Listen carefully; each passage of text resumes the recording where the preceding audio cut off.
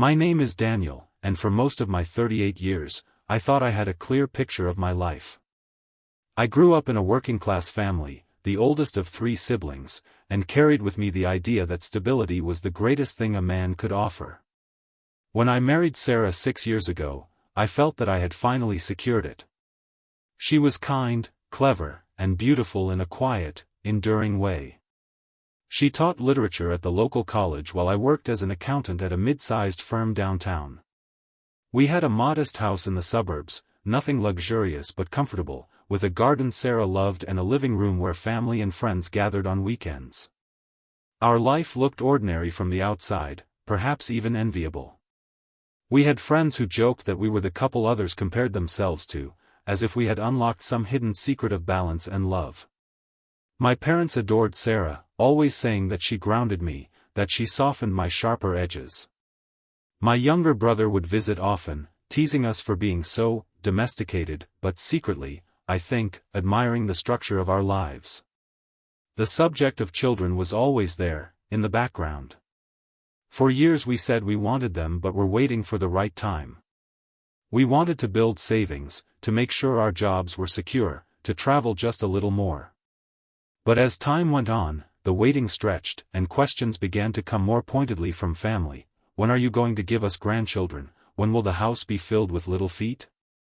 Sarah brushed these questions aside gracefully, but I saw the sadness in her eyes when another year passed without any changes. Then, one rainy Thursday evening, Sarah told me she was pregnant. She stood in the doorway of the kitchen, holding a small white stick in her hand, her lips trembling as she whispered the words.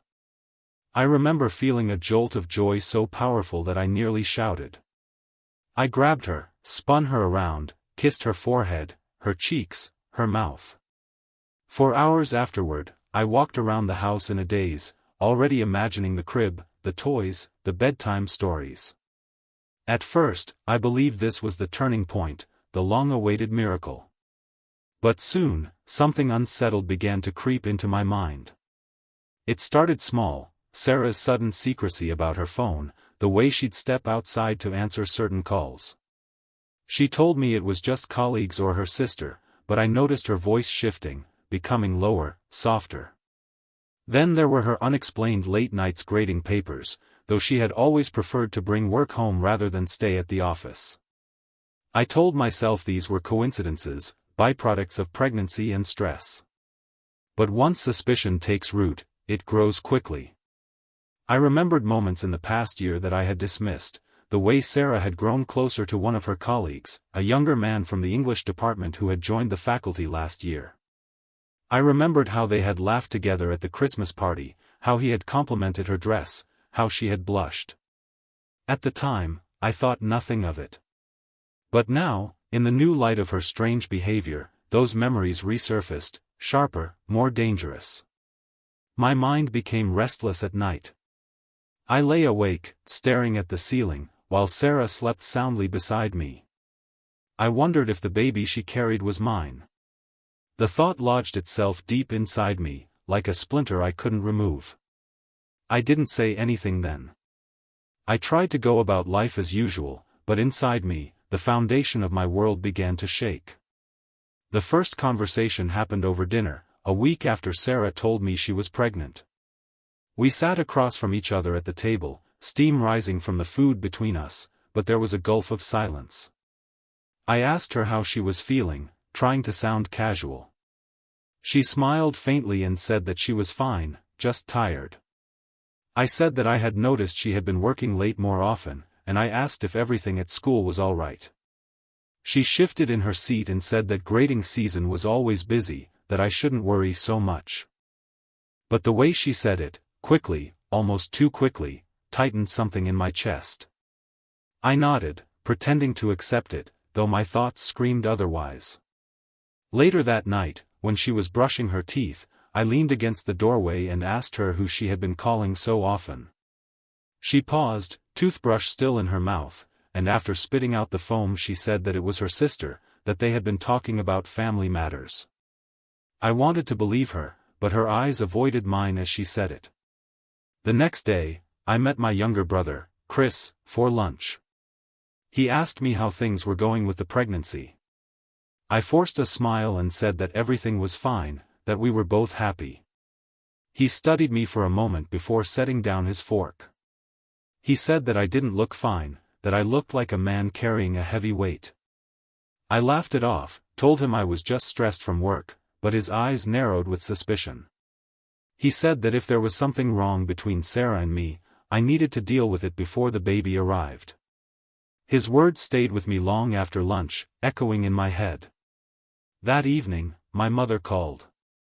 She was overjoyed about the pregnancy, already talking about knitting blankets and buying tiny clothes. She said that Sarah must be thrilled too. I hesitated before answering, and my mother caught it immediately. She asked if everything was all right. I said that it was, but my voice cracked slightly, betraying me. She said gently that no marriage is perfect, and that sometimes men see shadows where there are none. She warned me not to let jealousy or doubt destroy what we had. Her words were meant to soothe, but instead, they fueled the fire. I thought to myself, what if it isn't just shadows? What if I'm right? The breaking point came one night when Sarah's phone buzzed while she was in the shower. I glanced at the screen and saw only a first name I recognized vaguely from her colleagues. My hands itched to unlock it, but I stopped myself. When she came back, wrapped in a towel, she saw the phone in my hand and froze. I asked her calmly who had messaged her. She said it was nothing important, just work. I asked why she couldn't show me then. Her eyes hardened, and she said that not every corner of her life needed to be inspected, that I had to trust her. I said that trust was earned, not demanded. She glared at me, clutching her towel tighter, and said that if I truly loved her, I would not doubt her like this. The words cut deep. I stood there, caught between anger and despair, wanting to shout that I wasn't sure the child growing inside her was mine. But the words wouldn't leave my lips. Instead, I turned away, leaving the room in silence. That silence became a wall between us. Every conversation afterward was shorter, more careful, as if we both feared what might come spilling out. And yet, the storm inside me grew louder each day. Days turned into weeks, but instead of feeling joy about the coming baby, I carried around a gnawing weight. At work, I found myself staring at spreadsheets without really seeing the numbers. My colleagues noticed. One of them, a sharp woman named Claire who had worked with me for years, asked during a coffee break if something was wrong at home. I smiled faintly and told her that everything was fine, but she said that my eyes looked like I hadn't slept in days. I wanted to confess, to tell someone that I was haunted by the idea that my wife's child might not be mine, but the shame kept me silent. My boss grew irritated with my mistakes. He said that I wasn't the man I used to be, that my focus had slipped. I nodded, apologizing, promising to do better. But even as he scolded me, I was wondering where Sarah was at that exact moment, who she was texting, what secrets her smile might be hiding. At home, things looked normal on the surface. Sarah cooked meals, tended to the garden, and folded laundry while humming softly. But every gesture felt like part of a play, an act performed for my benefit. When neighbors stopped us in the street to congratulate us on the pregnancy, Sarah smiled brightly, thanked them, and rubbed her belly with pride. I, too, forced a smile, shaking hands and accepting congratulations, but inside, bitterness coiled like a snake. One afternoon, our neighbor Mrs. Parker leaned over the fence as I was trimming the hedge. She said that Sarah looked radiant, that pregnancy suited her. Then, in a lowered voice, she said she had seen Sarah getting into a car last week with someone who wasn't me. She said it could have been a colleague, but the way they leaned close together didn't look professional. I froze, the hedge trimmer still buzzing in my hand. I asked her what time she had seen this, and she said it was around 3 in the afternoon on a Wednesday. I remembered clearly that I had been at work that day, buried in reports.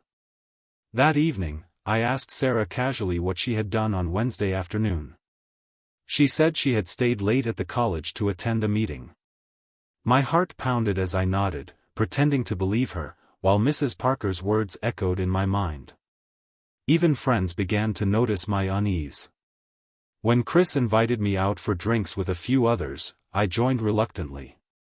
They laughed, told jokes, and spoke about work, but I could barely keep up. Chris pulled me aside and asked quietly what was going on. I shook my head, saying only that things at home were complicated. He pressed further, asking if Sarah and I were fighting. I said that we weren't fighting, exactly, but that something didn't feel right.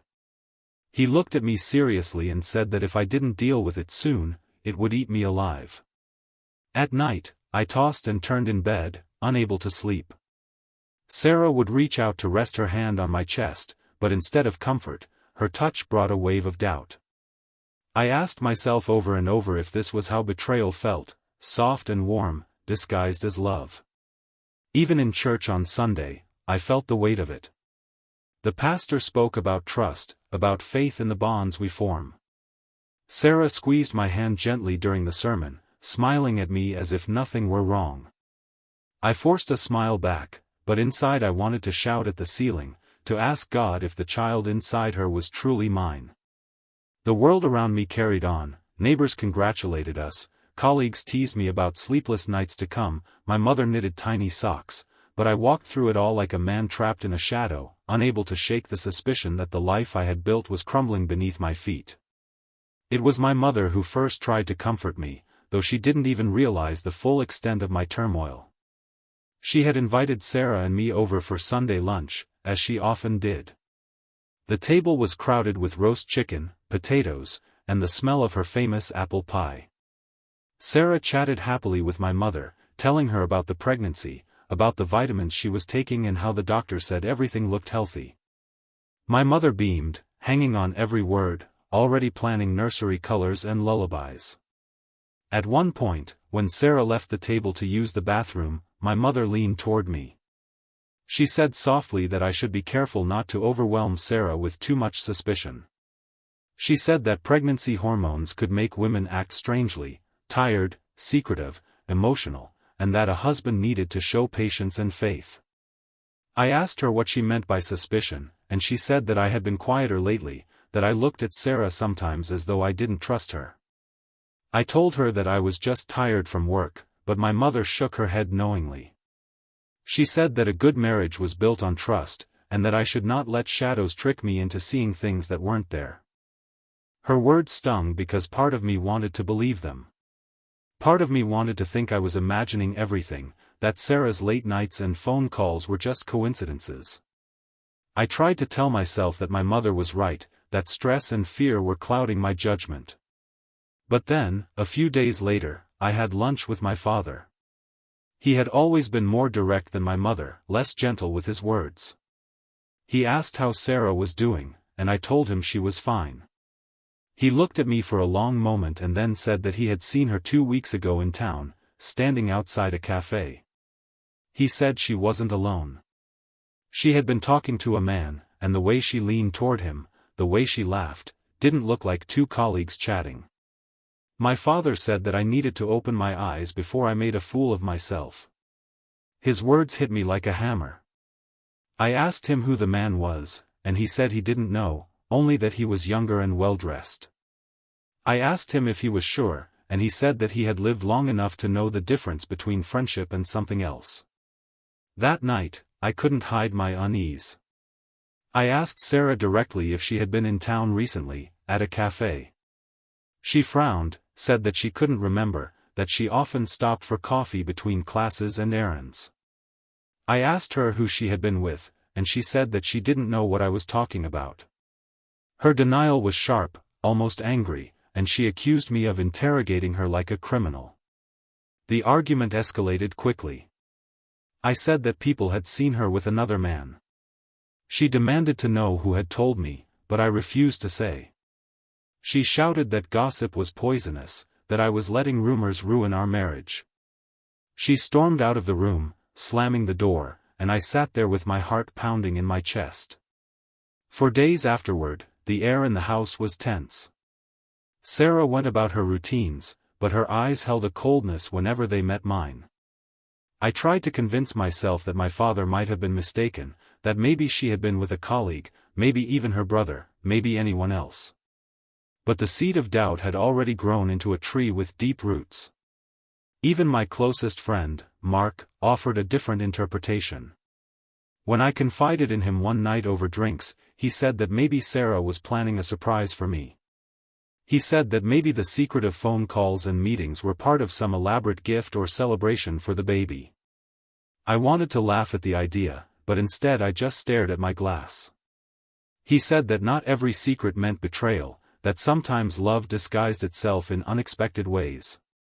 3 different voices, my mother telling me to trust, my father warning me to open my eyes, and my friend suggesting something innocent, pulled me in opposite directions.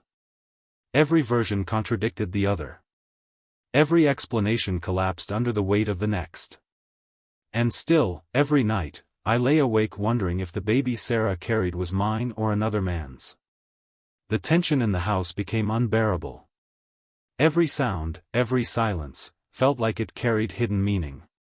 Sarah tried to keep things normal, she cooked, she cleaned, she even laughed sometimes, but the distance between us grew wider every day. I found myself leaving home earlier for work and returning later at night, just to avoid the heavy silence we shared at the dinner table. One evening, after another argument about her secrecy, I packed a bag and told her that I needed space. She stood in the doorway, her hand resting on her growing belly, tears streaming down her face. She asked me how I could leave her at such a time, when she needed me most. I told her that I didn't know if I was leaving my wife or another man's lover, and I couldn't breathe under the weight of not knowing. Her sobs followed me down the street as I drove away. For a week, I stayed at my brother Chris's apartment. He didn't ask many questions at first, just gave me his couch and a blanket. But on the 3rd night, he asked directly if Sarah had cheated. I said that I didn't know, but that I couldn't ignore the signs any longer. He shook his head and said that if I wasn't careful, I would lose everything, my wife, my child, my home, whether the baby was mine or not. A few days later, I saw him. The man my father had described. I was leaving work when I noticed Sarah across the street, walking into a small cafe. She wasn't alone. A tall, well-dressed man with dark hair walked beside her. They sat down at a corner table, leaning close, talking in hushed tones. I froze, my pulse racing, my stomach twisted. For a long moment, I couldn't move. Then, driven by something stronger than reason, I crossed the street and walked into the cafe. The bell above the door jingled, and both their heads turned. Sarah's face drained of color when she saw me. The man looked surprised, then wary. I walked up to their table and demanded to know who he was. Sarah stammered, saying that it wasn't what I thought. I ignored her, my eyes locked on him. He introduced himself calmly as Matthew, a colleague from the college. He said that Sarah had asked for his advice on some personal matters.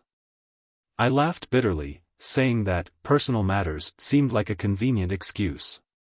Sarah begged me to sit down and listen, but I couldn't. I accused her of betrayal, of lying to me, of carrying another man's child. Her eyes filled with tears as she insisted that the baby was mine, that she had never been unfaithful. Matthew raised his hands and said that he had no interest in her beyond friendship, that he respected our marriage. But the scene had already drawn the attention of others in the cafe. People stared, whispers spread. The shame burned in my chest as I realized I was causing a spectacle. I turned and stormed out, Sarah calling my name behind me.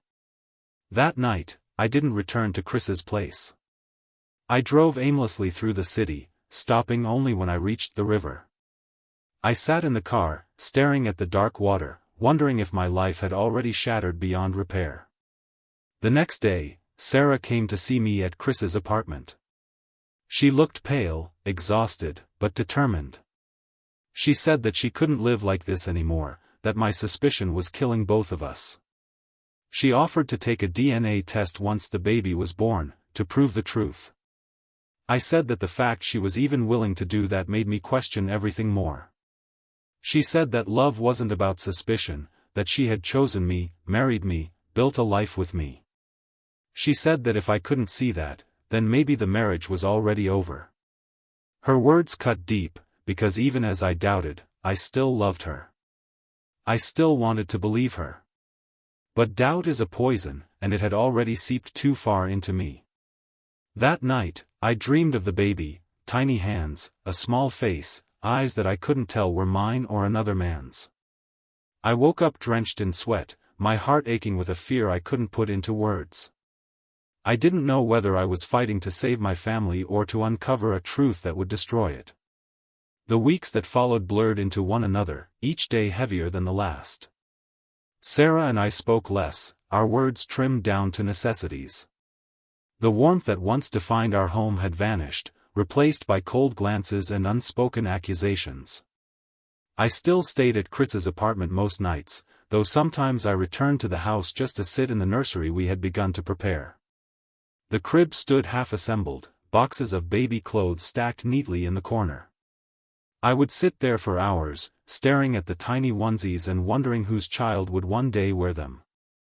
One evening, my mother came to visit me at Chris's place. She brought food, like she always did, and after we ate, she looked at me with eyes that seemed to carry all the sadness in the world. She said that I needed to make a choice, either trust Sarah or let her go. She said that living in limbo, neither believing her nor leaving her, was destroying both of us. I told her that I couldn't let go without knowing the truth. She sighed and said that sometimes truth doesn't heal, it only burns. A few days later, I ran into Matthew again. It was outside the college, late in the afternoon. He walked up to me, calm and collected, and said that he wanted to clear the air. He said that Sarah had confided in him because she felt isolated, that she was scared about the pregnancy and about my distance. He swore that nothing romantic had ever happened between them. I wanted to believe him, but his calmness only fueled my doubt. I told him that if he cared about her at all, he would stay away. He nodded, said that he understood, and walked away without another word. That night, Sarah called me. Her voice was tired but steady. She said that she couldn't keep living under my suspicion, that the stress was hurting her and the baby. She said that she still loved me, but she didn't know how much longer she could carry the weight of my doubt. I told her that I loved her too, but love wasn't enough when trust was gone. There was a long silence between us, heavy and suffocating, before she hung up. As the due date drew closer, the tension grew unbearable. Every time my phone buzzed, my chest tightened.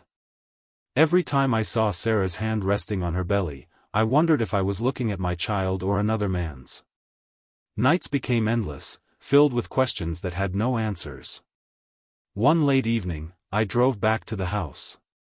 Sarah was asleep on the couch, a blanket draped over her shoulders, her hand resting protectively over her stomach. I stood there for a long time, watching her, torn between love and suspicion. I whispered softly that I wanted to believe her, that I wanted the baby to be mine, that I wanted our life back. She stirred slightly but didn't wake. I left quietly, closing the door behind me. Now I live in the space between certainty and doubt, love and betrayal. The baby will be born soon, and with it, the truth may finally come, or it may remain hidden forever, tangled in love, lies, and fear. Every night, I lie awake asking myself the same question: am I preparing to welcome my child into the world, or someone else's? And I still don't know the answer.